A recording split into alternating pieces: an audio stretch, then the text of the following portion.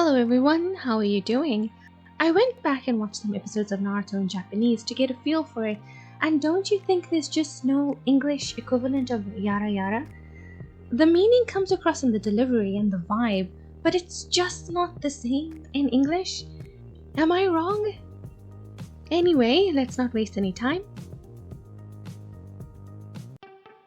Sasuke is in hot pursuit of the Sand Ninja, so Temari needs a bunch of explosive booby traps, but he doesn't get caught in any of them because it takes more than that to catch young Master Uchiha. Orochimaru is going to restore the Hokages to their former glory and puts a kunai with a spell inside of their bodies. This is some black magic voodoo type stuff. They're coming alive. What the devil kind of jutsu is that? Normally, a summoning jutsu requires the blood of the one casting it. But I've heard that this jutsu, which summons the dead to the world of the living, demands the sacrifice of a living body.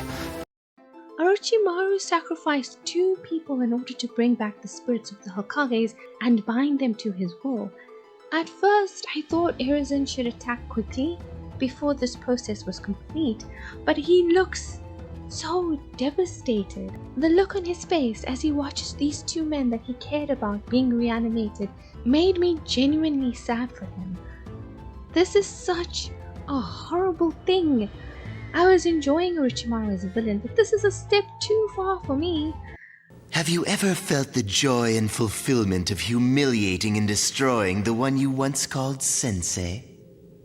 No, I suppose not. Perhaps vicariously through me you'll get a hint of what I mean. Just a taste before you die. Hiruzen defends himself from the attacks of the reanimated Hokages quite well and uses an intense fire jutsu which shows why he is the Hokage. Impressively, the silver-haired one uses a water jutsu when there's no water around and nullifies the attack. I suppose it's going to be nothing but impressive attacks in a battle like this one. The Hokage is going to die, isn't he? Oh man. The second Hokage summoned so much water that it's like a lake on top of this roof, which, by the way, has been constructed very well. And Hiruzen uses Earth-style jutsu against it, but then the first Hokage beats him pretty badly and sends him flying, and he's just getting overwhelmed by the 2 of them. He can't win this fight, especially when the first Hokage unleashes deep forest jutsu, which is truly remarkable. I hadn't realized the scale of jutsu until now. Seems like there's a jutsu to give you control over anything or materialize anything. Being able to spawn trees like this and then control them is... wow. Oh my, he's going to die, isn't he? Oh lord, I'm nervous. And then to cut to Konohamaru being anxious is diabolical. Gosh, he's definitely going to die. That is what anime likes to do. They make you care the most right before the character dies. Hiruzen summons a very cool looking ninja monkey. I like how they subtly showed the blood on his finger. I'm learning the rules. You have to spill blood to summon a creature. Monkey King Enma recognizes Orochimaru and tells Hiruzen he should have killed him a long time ago. Just me, or does this episode look different? They all look more fluid or something, and it's definitely darker. Orochimaru in particular looks different. The action is done very good, and that would make sense seeing as this is a battle royale of Hokages. Anyway, Enma transforms into a star, and because it's been so long since Orochimaru was freaky, he pushes his stomach, a snake emerges from his mouth, and then a sword emerges from the snake. His Kusanagi sword, which seems to be quite powerful. Haven't seen too many swords in Naruto so far. And now it's Rini Sensei versus student as Sarutobi and Orochimaru fight it out with their respective weapons. Hiruzen is an aggressive fighter, and I can feel his urgency to end this, but unfortunately it isn't just the 2 of them.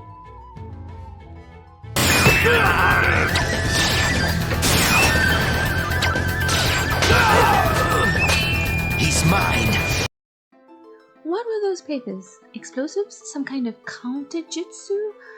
Either way, Orochimaru feels like he's won. He puts his sword down and uses his fists, which makes me feel like he wants Hiruzen to suffer, wants to draw it out, wants to use his own hands. And the Anbu are calling out to him and he's not responding, and he's an old man now, and is it really over for him? An eye opens up in the staff and the monkey speaks to Hiruzen. Not gonna lie, the eye creeps me out. Sarutobi Sensei lets out a tear for his student and makes his move. This is like Obi-Wan against Anakin. You were supposed to be the chosen one kind of stuff, and it's breaking my heart. Orochimaru is a slippery one, and just as the Hokage prepares to use the fourth Hokage's jutsu... What the hell's going on? What is that? What is happening?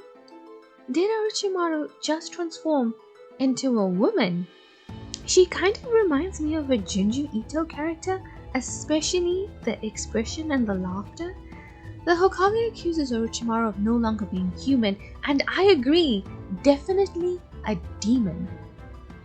And then the episode ends with Sasuke catching up with the Sand Ninjas, and I don't even care.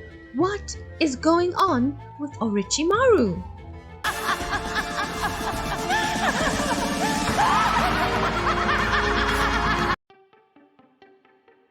So this episode begins with completely different vibes that the previous one ended in. Pakun notices he and Sakura use the same shampoo, which is random. He's Kakashi's dog, right? He really spoils his pets, eh? Temari decides to stay behind to fight Sasuke so Kankuro can get Gaara to safety. Her chakra is almost entirely gone from her fight with Shikamaru, so she's in a precarious situation. It seems like it would have been difficult for most of the Genin to keep fighting more than one round if the examination had continued. She decides the best thing to do is to get Sasuke to use his Sharingan and waste as much chakra as possible. I mean, he used a lot fighting Gaara too, right? He's thinking of using the Chidori again, and isn't that a very chakra intensive attack as well? How much chakra does he have left? I kind of wish they all had a meter above their head like in a fighting game, showing their MP.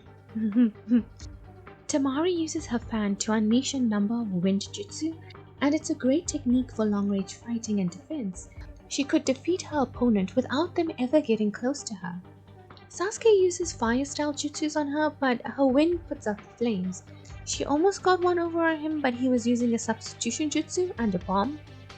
These ninjas should just assume that whenever they land an attack, there is a 65% chance that that is a substitution jutsu and they did not get them at all, and it's just a log. Like, do not let down your defenses, no matter what. Anyway, he kind of takes her out and continues his pursuit. Returning to the Hokages on Orochimaru, it becomes increasingly obvious that the snake vampire is out of his mind. A flashback reveals Hiruzen's reasons for not naming him a successor. He was kidnapping shinobi and experimenting on them, and he wants to develop jutsu to keep himself young and immortal, and he wants to learn every jutsu there is and every one there could possibly be. Man, Orochimaru is a villain. The immortality jutsu, a technique for eternally recycling one's spirit on Earth. In a way, it's a kind of revival jutsu. You find a body, a young body, pour your spirit into it, and make it your own. So he poured himself into a younger body. What happens to the spirit that was in there before? Interesting that the gender doesn't seem to be too important to him. Orochimaru doesn't care about the flesh container he's in. He's going to do his thing one way or the other. And of course he wants Sasuke's body. He's young and strong and possesses the Sharingan. But I'll wait for Sasuke until he's ripened a bit. And then when he's been raised and trained to my liking. How sinister. Orochimaru puts his original face back on so his sensei can see it before he dies. That is peak villainous behavior. The first Hokage uses his forest attack, and it's only the monkey staff that saves Hiruzen. He's totally thrown off his game, lost in the past, remembering his 3 students, one of which was baby Jiraiya. He remembers that Orochimaru was always power hungry, but times were bad and they needed a ninja of his ability. He thought he could train him up to be the next Hokage. And then when the time came to kill his student because his student is a psychopath, he just couldn't do it. Couldn't shake the image of the child he trained. And so all of this is his fault. I don't know about that. If you don't kill or imprison a bad person and they go on to do even more bad stuff, are you responsible for those evil deeds? I'm not sure. I am no philosopher. To make up for his mistakes, he uses the 4th Hokage's forbidden jutsu to summon what seems to be a literal demon. What are the religious beliefs in Naruto? Anyway, only Hiruzen can see the Reaper. The 2nd Hokage uses a darkness genjutsu, and then we can see that there's like a person bound within the Reaper, and that's an interesting design. Orochimaru refers to the Leaf Village as a cluster of huts, and Hiruzen becomes quite inspirational, talking about his home and his responsibility, while images of various prominent ninja flash on the screen, showing the history and interconnectivity of the shinobi. One generation training the next generation, training the next generation in the cycle that creates community, that creates the Leaf Village. Though there was a moment where the Hokage says, "We may not all be connected by blood," and it's his actual son on the screen. But nonetheless, I received the message. We also got to see child Kakashi and his team and his sensei, the 4th Hokage. I'm feeling very patriotic towards Konoha right now. The episode ends with Hiruzen activating or initiating the jutsu.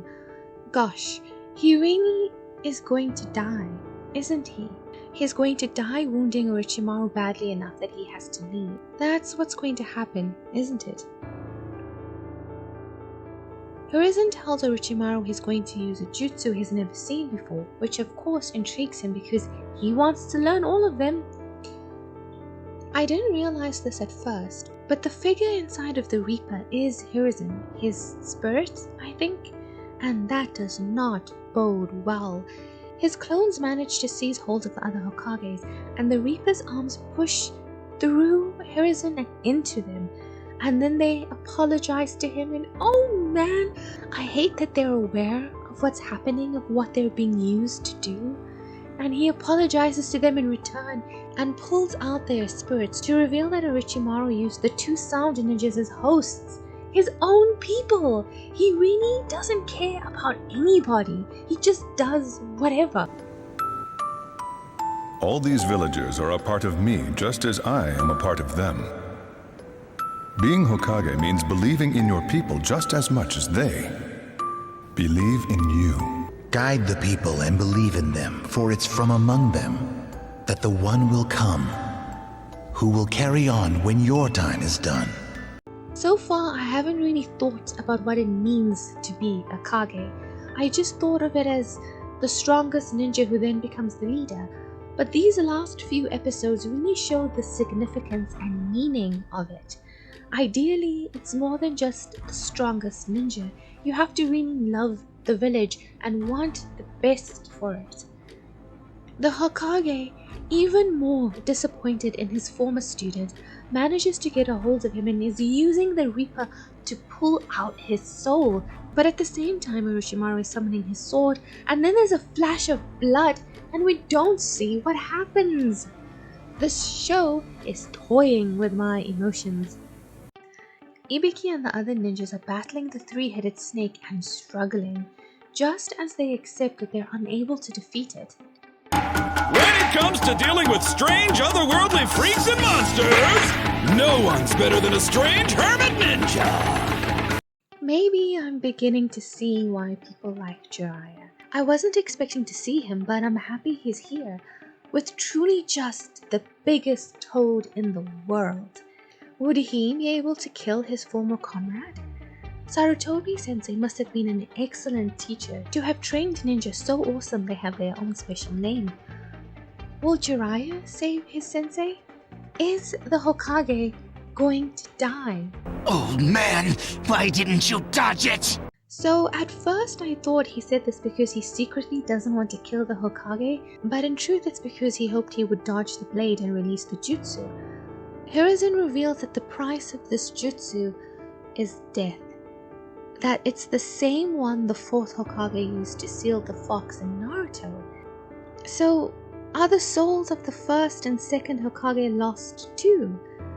Are you telling me that this demon is going to possess all the souls of the Hokages? That makes me really sad.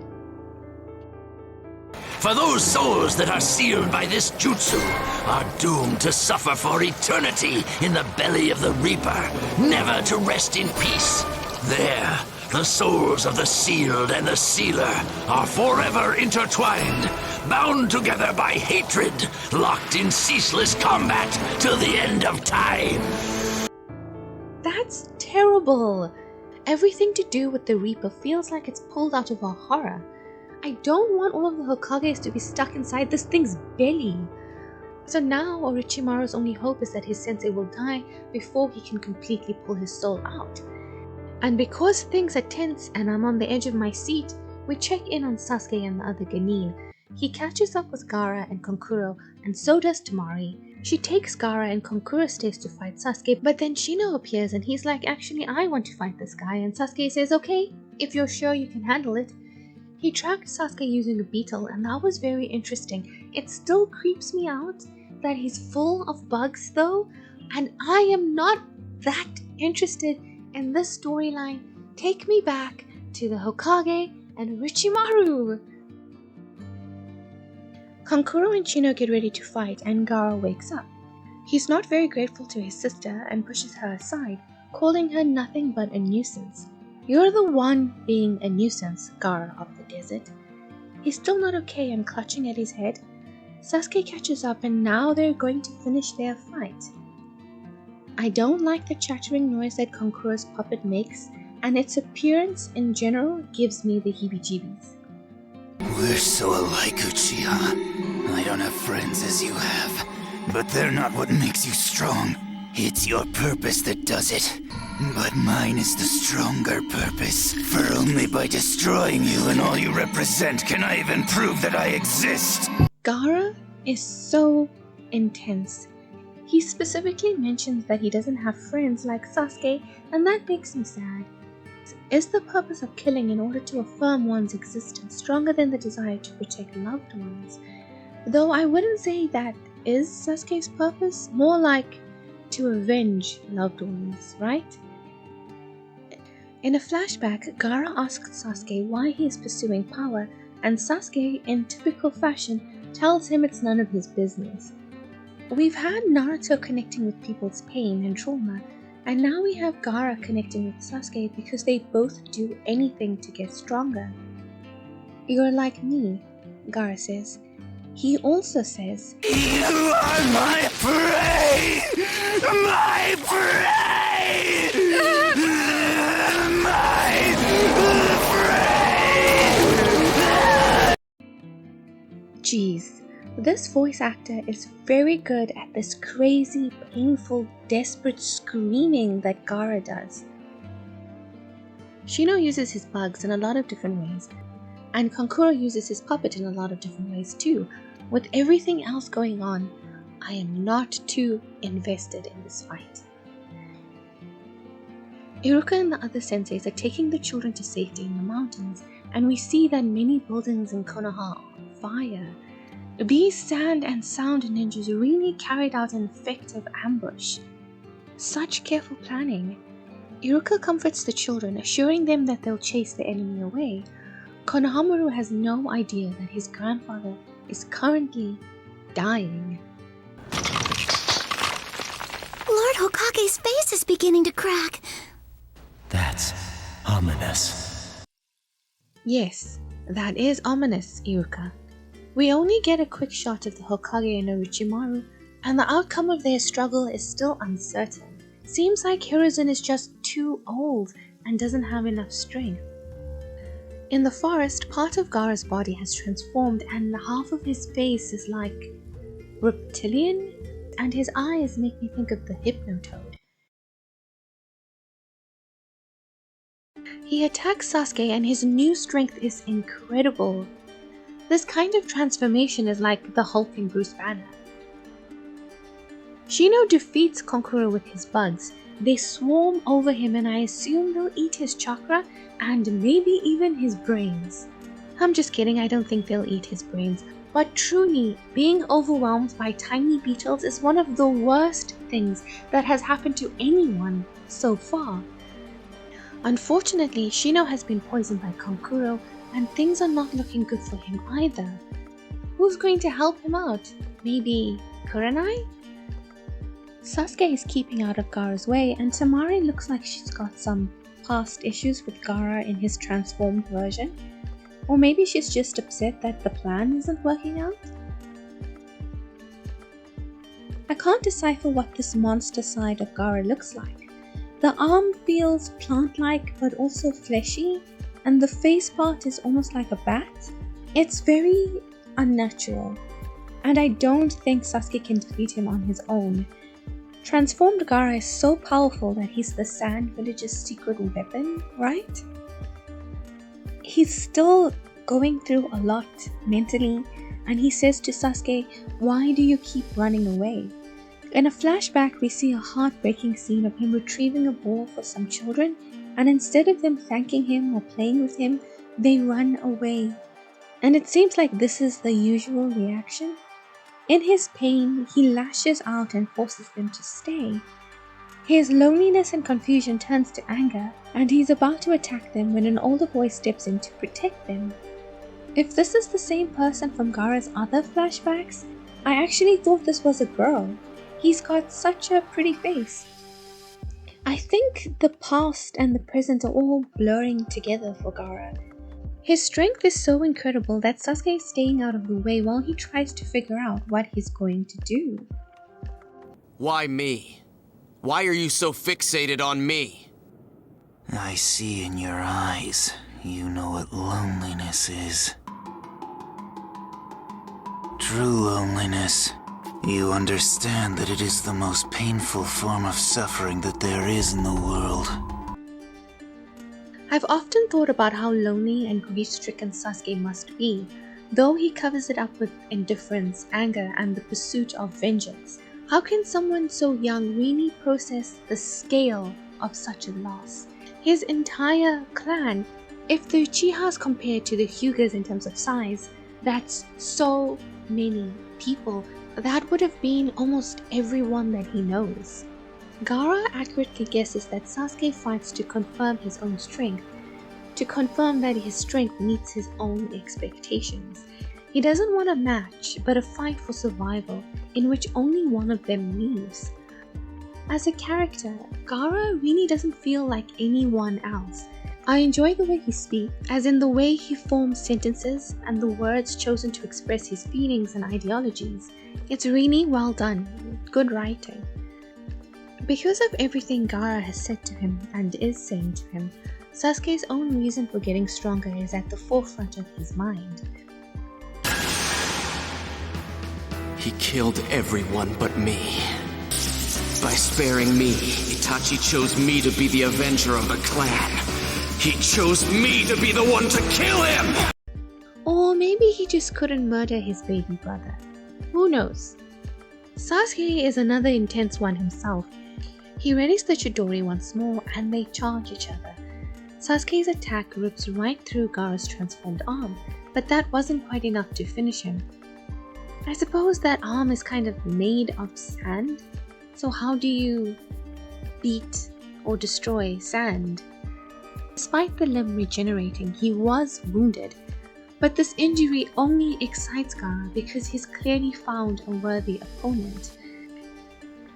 He even grows another sand limb, kind of like a tail.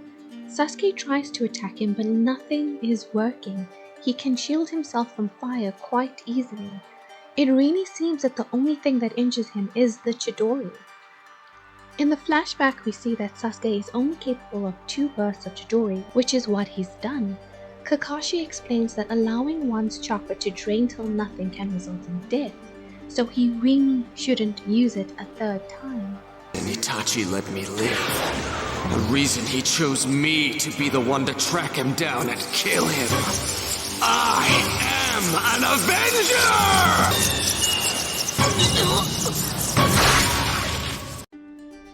Judging from the way the lightning dimmed, Sasuke really needs for this one to take him out. Gaara's arm dissolves into sand, but is immediately replaced by another. The curse mark is activated again and Sasuke is covered in those marks. I'm guessing because he used so much chakra, or perhaps because he's lost so much chakra, there's nothing holding it back, maybe? And now he can't move. And Gaara has been hit with 3 Chidori and is still very much on his feet. Gaara senses his opportunity and moves in for the kill, and just as he is about to strike,